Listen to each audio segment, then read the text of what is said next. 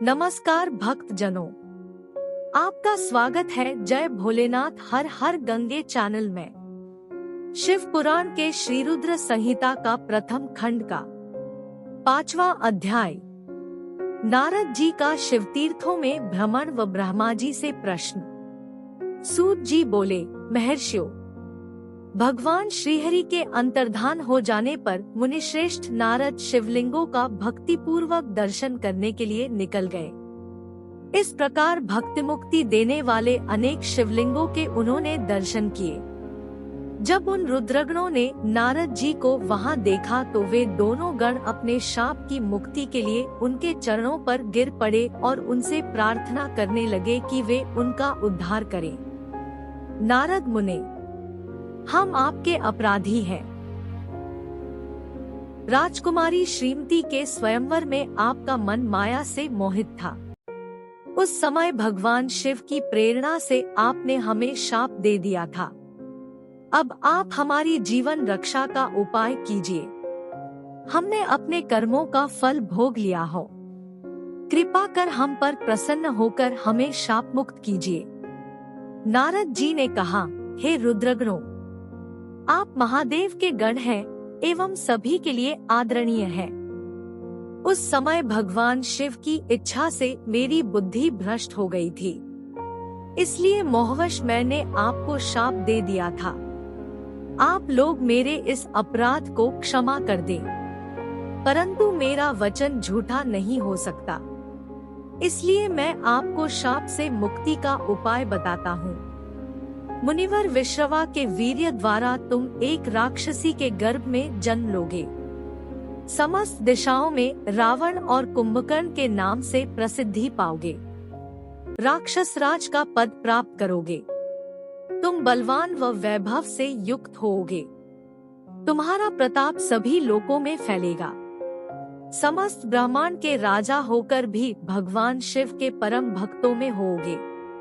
भगवान शिव के ही दूसरे स्वरूप श्री विष्णु के अवतार के हाथों से मृत्यु पाकर तुम्हारा उद्धार होगा तथा फिर अपने पद पर प्रतिष्ठित हो जाओगे। सूत जी कहने लगे कि इस प्रकार नारद जी का कथन सुनकर वे दोनों रुद्रगण प्रसन्न होते हुए वहां से चले गए और नारद जी भी आनंद से सराबोर हो मन ही मन शिव जी का ध्यान करते हुए शिव तीर्थों का दर्शन करने लगे। इसी प्रकार भ्रमण करते करते वे शिव की प्रिय नगरी काशीपुरी में पहुँचे और काशीनाथ का दर्शन कर उनकी पूजा उपासना की। श्री नारद जी शिव जी की भक्ति में डूबे उनका स्मरण करते हुए ब्रह्मलोक को चले गए। वहां पहुंचकर उन्होंने ब्रह्मा जी को आदर पूर्वक नमस्कार किया और उनकी स्तुति करने लगे। उस समय उनका हृदय शुद्ध हो चुका था और उनके हृदय में शिवजी के प्रति भक्ति भावना ही थी और कुछ नहीं। नारद जी बोले, हे पितामह, आप तो परमब्रह्म परमात्मा के स्वरूप को अच्छी प्रकार से जानते हो। आपकी कृपा से मैंने भगवान विष्णु के महात्म्य का ज्ञान प्राप्त किया है एवं भक्ति मार्ग, ज्ञान मार्ग, तपो मार्ग, दान मार्ग तथा तीर्थ मार्ग के बारे में जाना है, परंतु मैं शिव तत्व के ज्ञान को अभी तक नहीं जान पाया हूँ। मैं उनकी पूजा विधि को भी नहीं जानता हूँ। आता अब मैं उनके बारे में सभी कुछ जानना चाहता हूँ।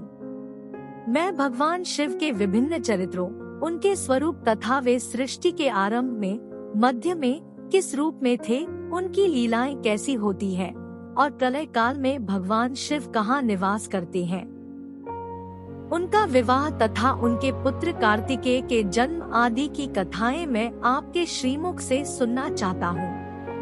भगवान शिव कैसे प्रसन्न होते हैं और प्रसन्न होने पर क्या क्या प्रदान करते हैं, इस संपूर्ण वृत्तांत को मुझे बताने की कृपा करें। अपने पुत्र नारद की ये बातें सुनकर पितामह ब्रह्मा बहुत प्रसन्न हुए। शिव पुराण के श्री रुद्र संहिता का प्रथम खंड का 6ठा अध्याय। ब्रह्मा जी द्वारा शिव तत्व का वर्णन। ब्रह्मा जी ने कहा, हे नारद, तुम सदैव जगत के उपकार में लगे रहते हो। तुमने जगत के लोगों के हित के लिए बहुत उत्तम बात पूछी है। जिसके सुनने से मनुष्य के सब जन्मों के पापों का नाश हो जाता है। उस परमब्रह्म शिव तत्व का वर्णन मैं तुम्हारे लिए कर रहा हूँ। शिव तत्व का स्वरूप बहुत सुंदर और अद्भुत है। जिस समय महाप्रलय आई थी और पूरा संसार नष्ट हो गया था तथा चारों ओर सिर्फ अंधकार ही अंधकार था, आकाश व ब्रह्मांड तारों व ग्रहों से रहित होकर अंधकार में डूब गए थे। सूर्य और चंद्रमा दिखाई देने बंद हो गए थे। सभी ग्रहों और नक्षत्रों का कहीं पता नहीं चल रहा था। दिन रात अग्निजल कुछ भी नहीं था। प्रधान आकाश और अन्य तेज भी शून्य हो गए थे। शब्द, स्पर्श, गंध, रूप, रस का अभाव हो गया था। सत्यासत्य सब कुछ खत्म हो गया था। तब सिर्फ सत ही बचा था। उस तत्व को मुनिजन एवं योगी अपने हृदय के भीतर ही देखते हैं। वाणी, नाम, रूप, रंग आदि की वहां तक पहुंच नहीं है। उस परब्रह्म के विषय में ज्ञान और अज्ञान से किए गए संबोधन के द्वारा कुछ समय बाद अर्थात सृष्टि का समय आने पर एक से अनेक होने के संकल्प का उदय हुआ। तब उन्होंने अपनी लीला से मूर्ति की रचना की। वह मूर्ति संपूर्ण ऐश्वर्य तथा गुणों से युक्त, संपन्न, सर्वज्ञानमयी एवं सब कुछ प्रदान करने वाली है। यही सदाशिव की मूर्ति है। सभी पंडित विद्वान इसी प्राचीन मूर्ति को ईश्वर कहते हैं। उसने अपने शरीर से स्वच्छ शरीर वाली एवं स्वरूप भूता शक्ति की रचना की। वही परम शक्ति प्रकृति गुणमयी और बुद्धित्व की जननी कहलाई। उसे शक्ति, अंबिका, प्रकृति, संपूर्ण लोकों की जननी, त्रिदेवों की माता, नित्या और मूल कारण भी कहते हैं। उसकी 8 भुजाओं एवं मुख की शोभा विचित्र है। उसके मुख के सामने चंद्रमा की कांति भी क्षीण हो जाती है। विभिन्न प्रकार के आभूषण एवं गतियां देवी की शोभा बढ़ाती है।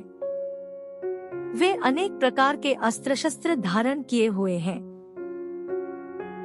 सदाशिव को ही सब मनुष्य परम पुरुष, ईश्वर, शिव शंभु और महेश्वर कहकर पुकारते हैं। उनके मस्तक पर गंगा, भाल में चंद्रमा और मुख में 3 नेत्र शोभा पाते हैं। उनके 5 मुख है तथा 10 भुजाओं के स्वामी एवं त्रिशूलधारी है। जय भोलेनाथ हर हर गंगे, जय भोलेनाथ हर हर गंगे, जय भोलेनाथ हर हर गंगे, जय भोलेनाथ हर हर गंगे, जय भोलेनाथ हर हर गंगे, जय भोलेनाथ हर हर गंगे।